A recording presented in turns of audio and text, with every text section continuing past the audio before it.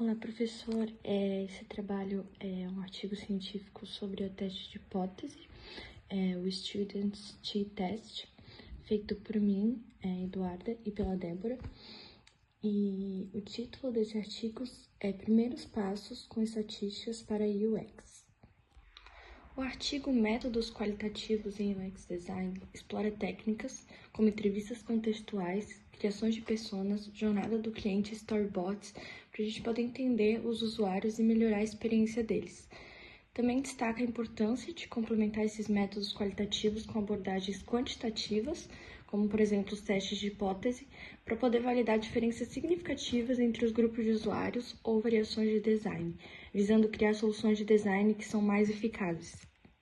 Alguns métodos qualitativos são entrevistas contextuais, com observação e conversa com o usuário no seu ambiente natural, para poder entender como que eles usam os produtos no dia a dia. Isso ajuda a identificar desafios específicos.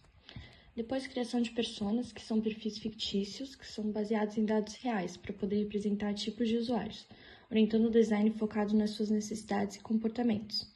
Depois, a jornada do cliente, que é um mapa visual das interações dos usuários com o produto ou serviço ao longo do tempo. Isso ajuda a revelar pontos de dor e oportunidades de melhoria.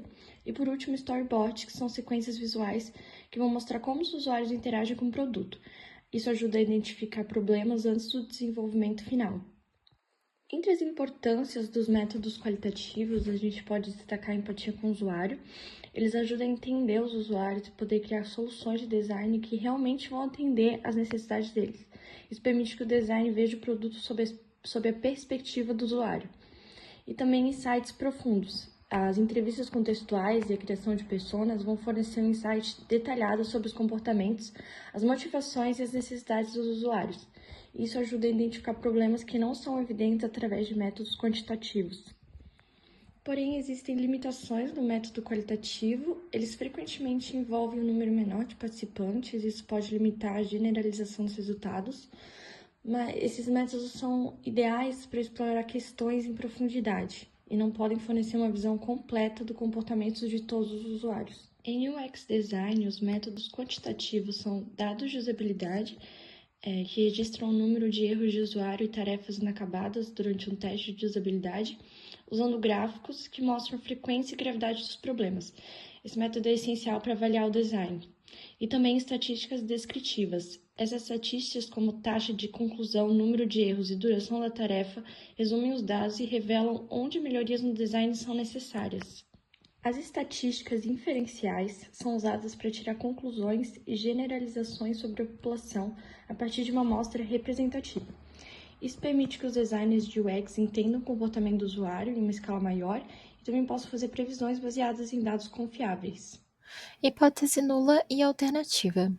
Bom, para a gente conseguir compreender o teste T, o teste de hipótese, a gente primeiro precisa compreender as hipóteses nula e alternativa. Na análise estatística, para decidir entre duas opções, são formuladas duas hipóteses. A hipótese nula, H0, ela assume-se inicialmente que não há nenhuma diferença no apelo estético entre duas imagens, no caso que vai ser o nosso exemplo no próximo slide, representado por o 1 igual o 2. E a hipótese alternativa, H1, propõe-se que existe sim uma diferença significativa no apelo estético das duas imagens, indicado por U1 é diferente de U2. Essas hipóteses são fundamentais na estatística para determinar se há evidências suficientes para rejeitar a hipótese nula a favor da hipótese alternativa. Como o teste T é utilizado em UX Design? Bom, o teste T de amostra independente ele é utilizado para comparar a média de duas amostras independentes, grupos distintos, grupos diferentes, e vai determinar se existe uma diferença significativa entre elas. Por exemplo, comparar a percepção estética de duas versões de um design e decidir qual que é a melhor. Hipóteses H0, não existe diferença entre as médias dos grupos, e H1, há uma diferença significativa entre as médias dos grupos que foram separados. Já o teste T de amostras pareadas é quando o mesmo grupo de usuários avalia duas variações de um design. É nesse caso que o teste T de amostras pareadas é usado, vai ser utilizado no mesmo grupo. Ele elimina o viés potencial originado da visualização sequencial de designs, garantindo uma comparação justa e objetiva. É utilizado pelo controle de viés, um contrabalanceamento para mitigar efeitos de ordem. Bom, um exemplo de um teste T de amostra independente seria: para comparar o apelo estético de duas imagens na página inicial de um site de bicicletas, 20 participantes foram divididos em dois grupos de 10. Cada grupo avaliou uma imagem, a imagem azul, A, e a imagem com a garota em cima da bicicleta, a imagem B, formando duas amostras independentes para garantir uma avaliação imparcial dos designs.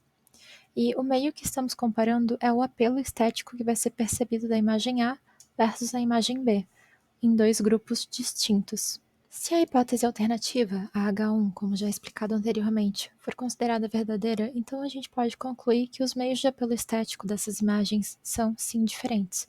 Portanto, será escolhido qual dos dois será escolhido, né? O A ou B. E o que foi abordado aqui agora é um exemplo de um teste de amostra independente. Ter dois grupos diferentes de pessoas é a razão pela qual essa abordagem é chamada de amostras independentes. Basicamente, nenhuma pessoa está nesses dois grupos. E a pontuação média de um grupo de pessoas é totalmente independente da pontuação do outro grupo, fazendo com que eles sejam desvinculados completamente, sem alienação um do outro. Em conclusão, combinar métodos qualitativos e quantitativos é crucial para uma pesquisa de UX abrangente. Os métodos qualitativos fornecem insights profundos e empatia com o usuário, enquanto isso os métodos quantitativos oferecem dados objetivos e generalizáveis. Então, juntos, eles permitem uma compreensão completa e a criação de soluções de design mais eficazes.